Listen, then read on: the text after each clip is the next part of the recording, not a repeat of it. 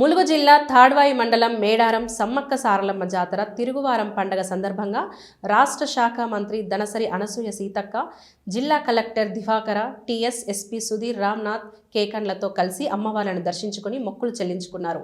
అనంతరం మంత్రి సీతక్క జిల్లా కలెక్టర్ ఎస్పీలతో కలిసి జాతర చుట్టూ పరిసర ప్రాంతాలను పరిశీలించారు. అనంతరం పారిశుద్ధ్య పనులు చేపట్టాలని, స్వచ్ఛమైన మేడారం గ్రామాన్ని గ్రామస్తులకు అందించే విధంగా చూడాలని సంబంధిత అధికారులను ఆదేశించారు.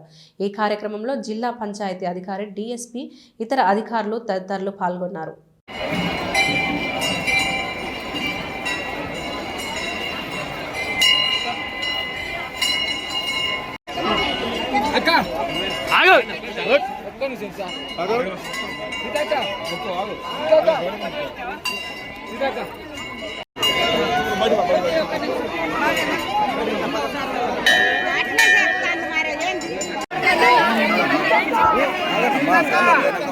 దర్శనం